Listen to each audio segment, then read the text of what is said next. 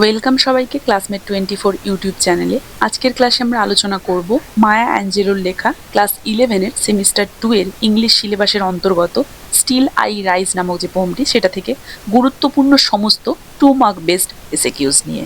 এর আগের ক্লাসে আমরা স্টিল আই রাইজ থেকে এক্সারসাইজ বেসড সমস্ত গুরুত্বপূর্ণ প্রশ্নগুলো আলোচনা করেছি। আশা করি ক্লাস 11-এর সেকেন্ড সেমিস্টারের স্টুডেন্টরা সবাই সেই ক্লাসটি ফলো করেছো। যারা যারা করনি অবশ্যই আমার চ্যানেল থেকে সেই ভিডিওটি দেখে নেবে। এছাড়াও আমি ডেসক্রিপশন বক্সে সেই ভিডিওর লিঙ্ক দিয়ে রাখছি, দেখে নেবে। তাহলে আশা করি তোমাদের আগামী পরীক্ষার প্রস্তুতিতে অনেকটাই হেল্প হবে। এই সিরিজে আমরা প্রত্যেকটি টেক্সট থেকে ক্লাস 11-এর সেমিস্টার 2 এর প্রত্যেকটি টেক্সট থেকে এক্সারসাইজ বেসড 2 মার্ক বেসড সমস্ত গুরুত্বপূর্ণ প্রশ্ন উত্তর, এছাড়াও 6 মার্কস বেসড সমস্ত লং ইম্পর্টেন্ট যে সমস্ত প্রশ্ন উত্তরগুলো থাকবে সেগুলো নিয়ে আলোচনা করব। আশা করছি এই সমস্ত প্রশ্ন উত্তরের সিরিজগুলো তোমাদের আগামী পরীক্ষার প্রস্তুতিতে তোমাদেরকে ভীষণ হেল্প করবে। তাই যারা যারাই আমার চ্যানেলে নতুন, কাইন্ডলি চ্যানেলটা সাবস্ক্রাইব করে নেবে এবং চ্যানেলটা ফলো করে বেল আইকনটা প্রেস করতে ভুলবে না। তাহলে পরবর্তী ক্লাসের নোটিফিকেশন সহজেই তোমাদের কাছে পৌঁছে যাবে। এছাড়াও ভিডিওটা ভালো লাগলে একটা লাইক এবং একটা শেয়ারের পাশাপাশি একটা হাইপও করে দিও। এই চ্যানেলে তোমরা ক্লাস 11 এবং 12-এর সেমিস্টার 1 থেকে শুরু করে সেমিস্টার 4-এর সমস্ত গুরুত্বপূর্ণ ইংলিশ বিষয়ের ওপরে নোটস, ওয়ান লাইনার্স এবং প্রশ্ন উত্তরের প্র্যাকটিস সেটও পেয়ে যাবে।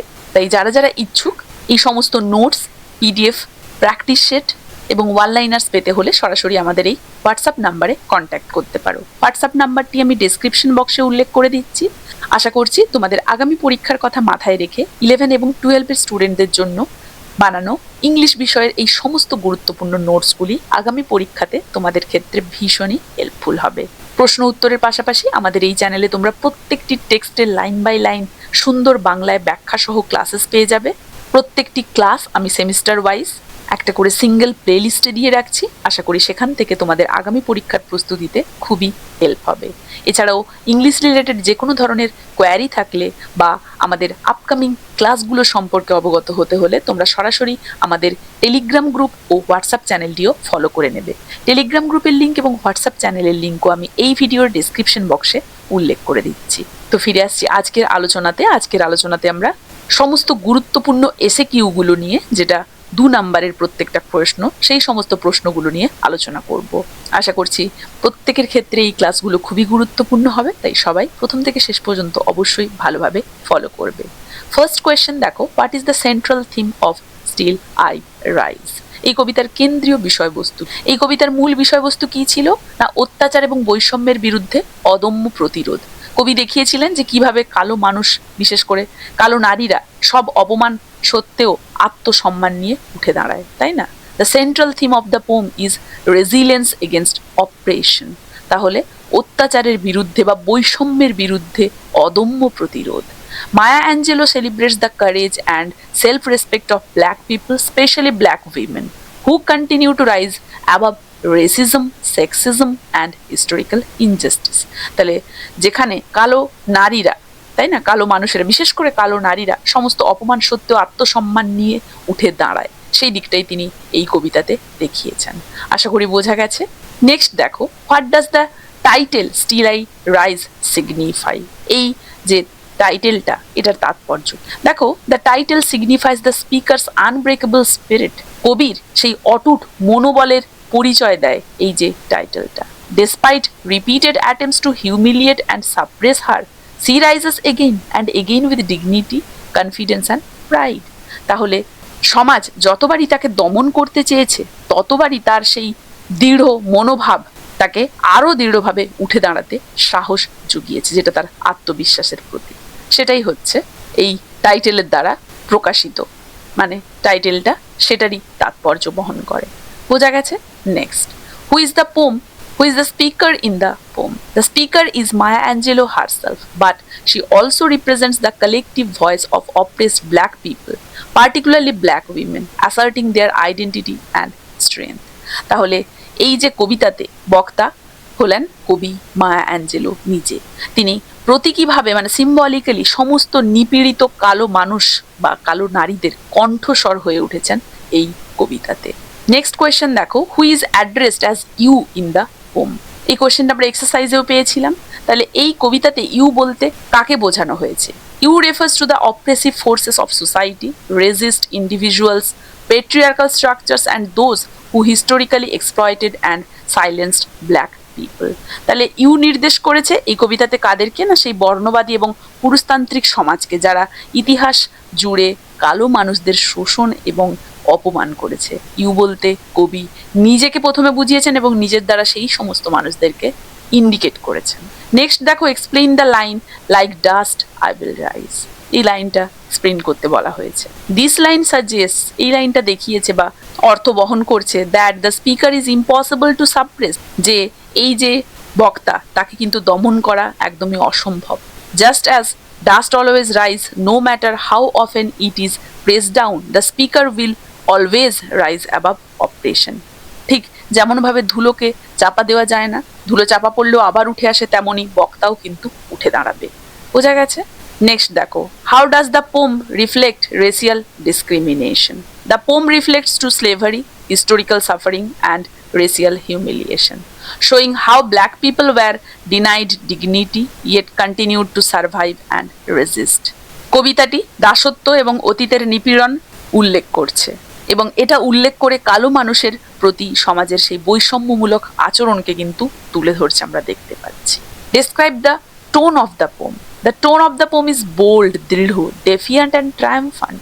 দেখো, এছাড়াও আত্মবিশ্বাসী, বিজয়ী।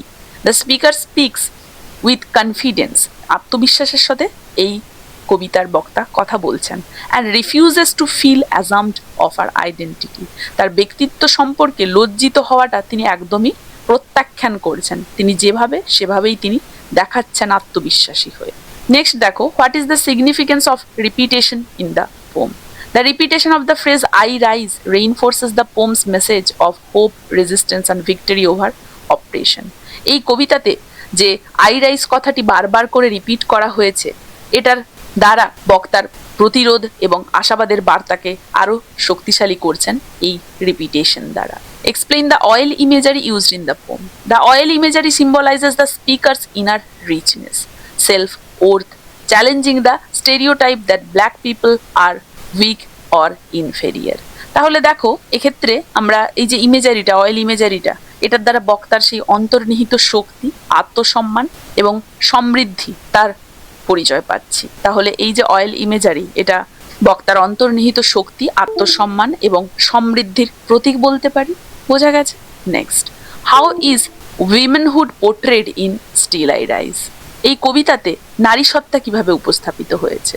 উইমেনহুড is portrayed as powerful and fearless. নারী সত্তাকে এখানে স্বাধীন, শক্তিশালী এবং নির্ভীক রূপে দেখানো হয়েছে। The speaker confidently celebrates her body, voice and independence in patriarchal society. এখানে পুরুষতান্ত্রিক সমাজে এই যে বক্তা তার শরীর, তার ভয়েস এবং তার যে ভয়হীন মনোভাব, সেটাকে আত্মবিশ্বাসের সাথে কিন্তু যথোপযুক্তভাবে তিনি পালন করছেন। কোথায়? না এই যে পুরুষতান্ত্রিক সমাজে বা পুরুষতান্ত্রিক সমাজকে চ্যালেঞ্জ করে। তাহলে নারী সত্তাকে এখানে স্বাধীন, শক্তিশালী এবং নির্ভীক রূপে দেখানো হয়েছে, যেটা পুরুষতান্ত্রিক সমাজকে সম্পূর্ণরূপে চ্যালেঞ্জ করছে।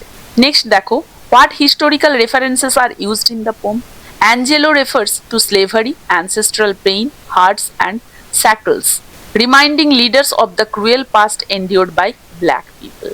তাহলে এক্ষেত্রে আমরা দেখছি যে কবিতায় দাসত্ব, শিকল, কুঁড়েঘর ইত্যাদির মাধ্যমে অতীতের যন্ত্রণা এবং নিপীড়ন তুলে ধরা হয়েছে।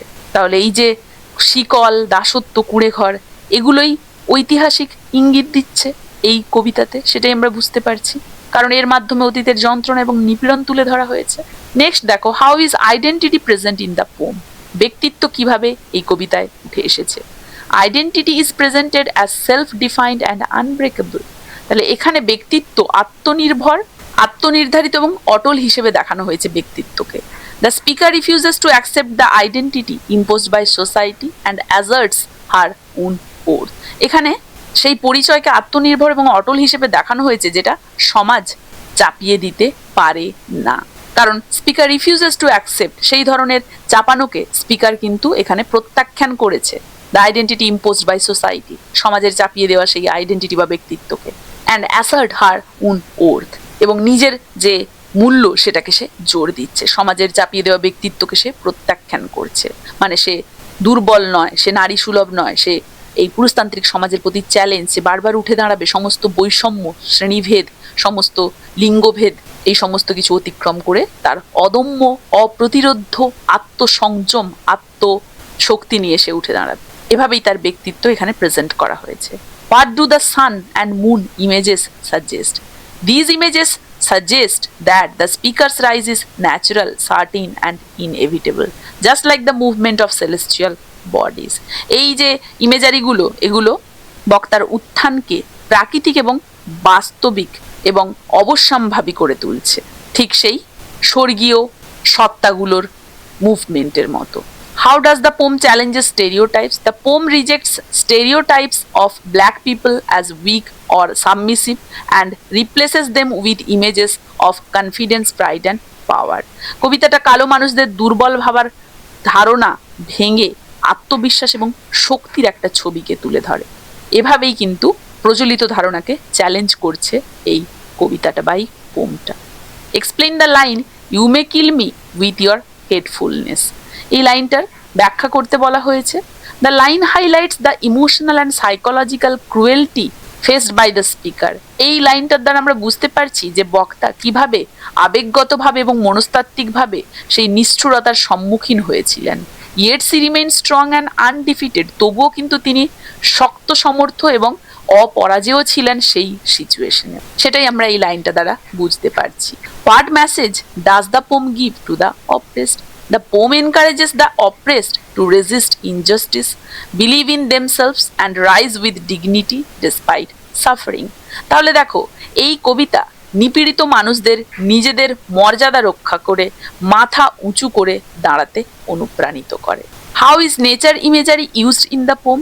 Nature imagery like dust, oceans and tides emphasizes the speaker's unstoppable strength and continuity. তাহলে এই কবিতাটি দেখতে পাচ্ছি ধুলো, সমুদ্র এবং ঢেউ ইত্যাদি ইমেজারির দ্বারা স্পিকারের অপ্রতিরোধ্য শক্তিকে প্রকাশ করে চলেছে।